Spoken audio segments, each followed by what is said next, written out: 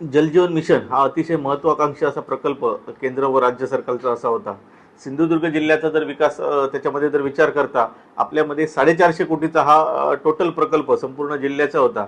त्याच्यापैकी जवळपास 200 कोटीच्या दरम्यान सिंधुदुर्ग जिल्ह्याला निधी हा शासनाकडनं आत्तापर्यंत पुरवण्यात आलेले आहेत. ह्या 200 कोटींमध्ये झालेली कामे पाहता आणि एकूण पूर्णत्वास आलेले प्रकल्प पाहता तर याचा जर ॲव्हरेज जर काढायला गेला तर संपूर्ण आज 50%च्या वरती सुद्धा आज संपूर्ण जिल्ह्यामध्ये काम झालेलं नाही. अनेक ठिकाणी विहिरी खोदण्यात आलेल्या आहेत, अनेक ठिकाणी नुसत्या टाक्या बनवण्यात आलेल्या आहेत, काही ठिकाणी पाईपलाईन करण्यात आलेली आहेत. परंतु अधिकाऱ्यांचा याच्यामध्ये उत्तम प्रकारचा समन्वय नसल्यामुळे ठेकेदार आणि अधिकारी याच्यामध्ये जवळपास झालेले 200 कोटी खर्च हा आजचाच अधांतरी आहेत. जो शासनाचा जे उद्देश होता की हर घर नल अशा पद्धतीचा जो उद्देश होता तो आतापर्यंत तरी पूर्ण झालेला नाही. ज्या ज्या काही हाताच्या बोटावर मोजण्या एवढे प्रकल्प जे पूर्णत्वास आलेले आहेत ते अधिकृतपणे ग्रामपंचायतीने हस्तांतरित करून घेतलेले नाहीत. कारण का तर त्याच्यामध्ये सुद्धा काही जनतेच्या तक्रारी आहेत, कामाच्या बाबतीत असतील, कामाच्या क्वालिटीच्या बाबतीत असतील किंवा एकंदर पाण्याचा जो प्रेशर असेल या सगळ्या संदर्भात लोकांच्या तक्रारी असल्यामुळे ग्रामपंचायतीने अद्याप ते प्रकल्प आपल्याकडे हस्तांतरित करून घेतलेले नाहीत. एकूणच सिंधुदुर्ग जिल्ह्याचा जलजीवन प्रकल्पासंदर्भात आपल्या चॅनलच्या माध्यमातून आमची अशी विनंती आहे की नवनिर्वाचित जिल्हा परिषद बॉडीने जलजीवन मिशन या संपूर्ण प्रकल्पाकरिता एक आढावा मीटिंग या संदर्भात घ्यावी, विशेष आढावा मीटिंग, आणि पालकमंत्र्यांनी त्याचं नेतृत्व करावं आणि आतापर्यंत जे काही ग्रामीण पाणी पुरवठा यंत्रणेने केलेले काम आणि त्याच्यामध्ये प्रत्यक्षात झालेले काम याच्यामध्ये आढावा घेऊन हा प्रकल्प जास्तीत जास्त कसा पूर्णत्वास येईल आणि केंद्र शासनाचे जे काही ज्या गोष्टीसाठी निधी आपल्याला मिळालेला आहे त्याचा वापर लोकांपर्यंत कसा होईल या दृष्टीने आवश्यक उपाययोजना कराव्यात. कशा प्रकारे सिंधुदुर्ग स्थिती आहे, कसा निधी आलाय आणि काम कशी पूर्ण झालेली काय सांगा.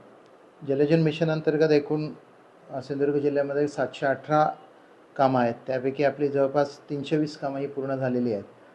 जवळपास 45% कामांची ही भौतिकदृष्ट्या पूर्ण झालेली आहेत आणि 398 कामं ही प्रगतीत आहेत. त्या प्रगतीमध्ये जर पाहिलं तर जवळपास 75 ते 99% 136 कामं आहेत. 50 ते 75% 130 कामं आहेत. आता आमचं जे प्लॅनिंग आहे ते जवळपास जी 76 ते 99मध्ये जी कामं आहेत ती पूर्ण करून घेण्याचं आमचं टार्गेट आहे. त्यापैकी ह्या मार्चपर्यंत किंवा मेपर्यंत आम्ही जवळपास त्याच्यातली 100 कामं पूर्ण करण्याचं आमचं टार्गेट आहे. तर त्यासाठी एकूण जे ह्या जलजीवन मिशनमध्ये जे FSTC म्हणजे न जोडण्या ज्या प्रस्तावित होत्या, ह्या जलजीवन मिशनचं जे उद्दिष्ट आहे ते प्रत्येक कुटुंबाला न जोडण्या देणं हे उद्दिष्ट आहे. ते जे उद्दिष्ट होते ते जवळपास 1,93,161 होतं. त्यापैकी 1,61,271 म्हणजे जवळपास 84% कामे पूर्ण झालेले आहेत. उर्वरित जे 16% आहेत 32,102 हे सुद्धा शिल्लक काम जे आहे 16% जवळपास ते पूर्ण करण्याचं आमचं प्लॅनिंग आहे.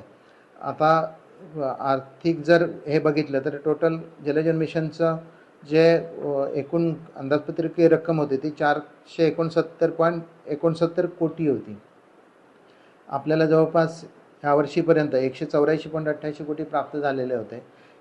फक्त ह्या वर्षासाठी 20 कोटी 5 लाख प्राप्त झाले, ते खर्च झालेले आहेत.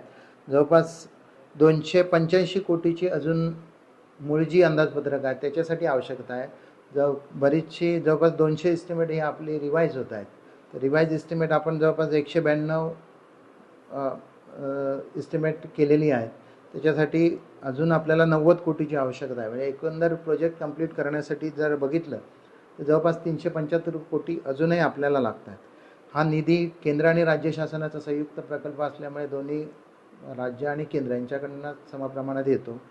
तो जर आला तर आपण जी उर्वरित कामं आहेत ती केंद्र शासनाने आता हा प्रोजेक्ट जवळपास डिसेंबर 2028पर्यंत याला मुदतवाढ म्हणजे एक्सटेन्शन दिलेलं आहे. तर त्या मुदतीपूर्वी जर निधी आला तर आपण 100% जी कामं आहेत ती पूर्ण करण्याचं आपण डिसेंबर 27पर्यंत आपण 100% पूर्ण करू हे आमचं टार्गेट आहे.